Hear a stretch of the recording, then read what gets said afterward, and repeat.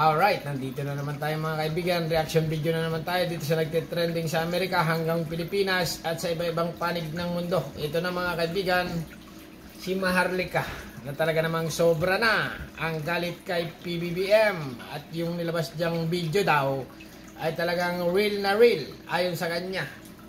Ito na Maharlika, nabaliw na naman. As we enter the midterm, our infrastructure development remains sustained, strategic, on schedule. Really? Ano nangyari? Kung totoo sinabi niya at pinalakpakan siya ng mga kawatan doon sa Kongreso, bakit kayo binaha? Ano binaha? Kung nilinis na mga estero, mga kanal o whatever na may nakuha tonelada, bakit po kayo binaha?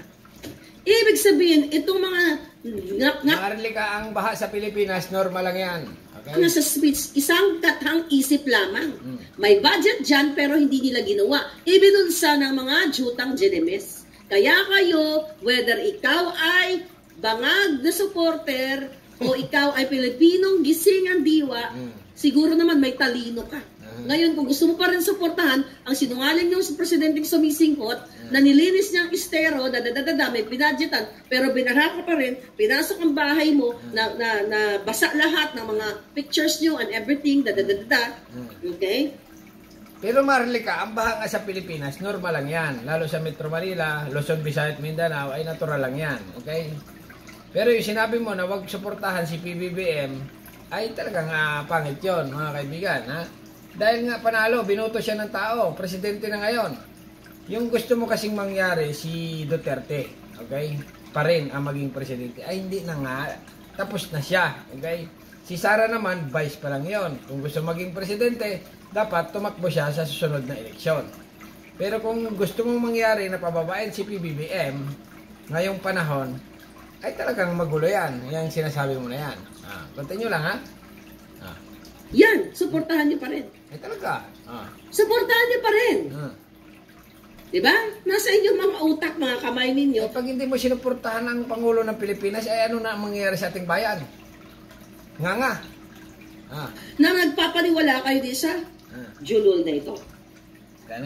Tell me you're swimming. Komersyal mga kaibigan mo lang kay Maharlika. Tell me you're digging deeper. Komersyal din naman eh. Tell me you're committed. You're never quitting. Pala ito. Whatever you have to tell the world, say it with sport. Ang haba ng komersyal mo, Maharlika. And we're back. The team is looking down the barrel of a 4:55 meeting. Can they turn it around? Kaya na, nagkape Ano na ang sila. gagawin niya, Abalos? Ang gawin ng DOJ, NBI, DND, lahat yan, PNP, AFP. Takot-takutin niyo ako? Isang beses lang ako mabuhay sa mundong ito. Sisiguraduhin ko na yung mga itlog niyo, pipitikin ko isa-isa. Pag nakita kayo, ha? Ramdam ko natatakot ka, Maharlika.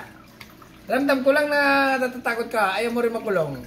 Pero, ang balibalita mga kaibigan, ang Pilipinas ay nakipag-ugnayan dito sa Amerika para nga ito ay arestuhin. Dahil nga doon sa video na inilabas niya, na fake daw mga kaibigan, AI, inedit-edit.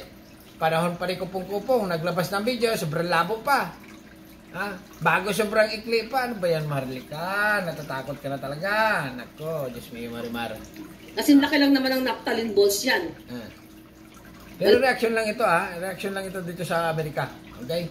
Continue. Amerika ito ngayon eh. Sa Amerika rin tayo. Continue. Dapang saysay. Kasi hindi nyo kayang patayuin yan. Ang mga pototoy nyo para sa bayan.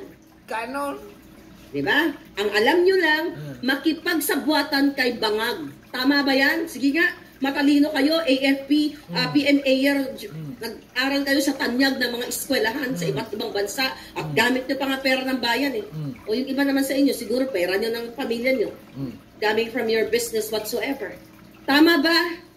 Na walang tamang plano, papunta si Kuting doon sa gitna ng baha at magmumukhang tanga yung mga kapwa nyo Pilipino na tumatakbo para sa iisang box. Sabi ko nga, para sa iisang buto. Ulit-ulit ka naman ng baha eh. Tapos na nga ang baha. Yan ba ang gobyerno ninyo? Yan ba yung si Lisa Tanas at ang mga kampon niya ay nakikinabang sa... Bakit matanong ko lang Maharlika, yung mga nakaraang presidente ba hindi binabaha? Hindi lang bilyon-bilyon, trillion budget. Wala silang pakialam sa inyo. At na ngayon, ano sabi nila? Asan si Inday Sara? Bakit? Si Sara ba ang presidente? O, akala ko ba loyal ka kay Sara Duterte, binabanatan mo na? Sino ba talagang gusto mo maging presidente? Si Digong pa rin. Tapos na ngayon, matanda na, pagod-ugod na, hindi na kaya. Siya na nga nagsabi, ayaw na niya. Gusto mo ikaw maging presidente ng Pilipinas? Diyos mio, Marimar. Lalo na pag ito naging presidente ng Pilipinas, hindi naman pwede, dahil American citizen na ito. Nako, ay bulat masyado. Punta nyo lang, Marlica. Si Sara ba ang may control? Tinanggalan nyo na nga ng confidential fund yan.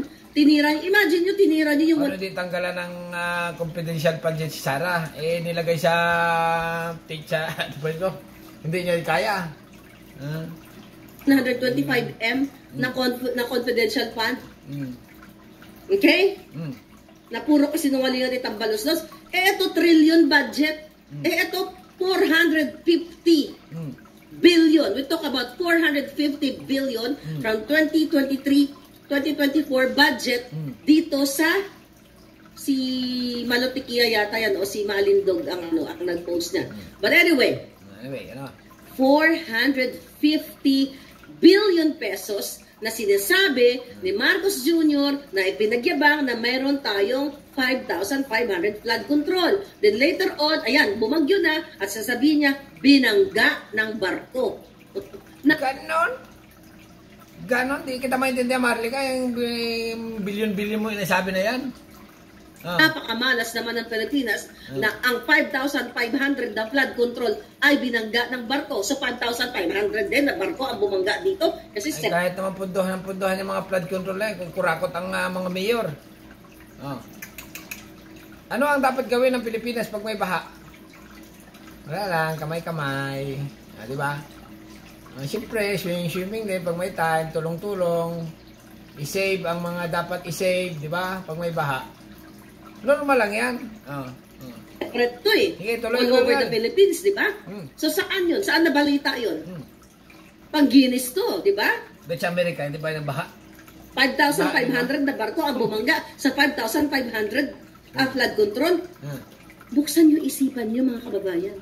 Huwag kayong bangag. Dahil ito ang mangyayari sa Pilipinas hanggat hindi kayo nanindigan kayong mga nasa religious sector. Kayong sa lahat ng mga sektor. Dumali ka. Sino gusto mong maging Pangulo ng Pilipinas? Ikaw. Ikaw na kung ikaw. Ginagawa kayong hunghang ng isang bangag na presidente na walang ginawa kundi suminghot. Bangag yata itong bahay ito. Ay, Diyos mio, Marimar. Ba't alam mo yung mga salitang singot-singot? Nako. At hindi niya nga alam na Ang alam ko lang sa may singot, yung may sipon eh. 50 pesos to 65 pesos ang binibili niyong bigas. Ano sabi niya? Hindi ko alam yun. Di bangag. Yan ang ano po masasabi niyo. Tapos yun sa SONA. Mahal lang ang bilihin ngayon, Marlica.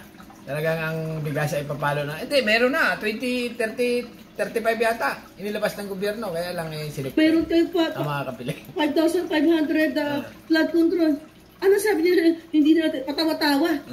Tatawa ka? Nasa gitna ng kalimidad ng Pilipino? Siyempre, ganun talaga Pinoy. Masiyahin. Di ba? Hindi natin pag-uusapan yan. Ngiti lang. Hindi man tawa. Hindi pag-uusapan. We're talking about baha. Kasi hindi mo pag-uusapan yung pinangako niyang 5,500. Hindi naman nag-insist o nag-reiterate itong media. Karamihan sa kanila ay mga bayad din. Ganon. My name is Jessie. Nako, commercial ka na, tama ka na nga. Alright, mga kaibigan, ano masasabi nyo dito kay Marlica na talaga namang sobrang galit? Ang feeling ko dito kay Marlica ay talagang bangag. Okay, alright. Hanggang dito na lang Subscribe channel. Ano masasabi nyo? Comment. Bye-bye, thank you.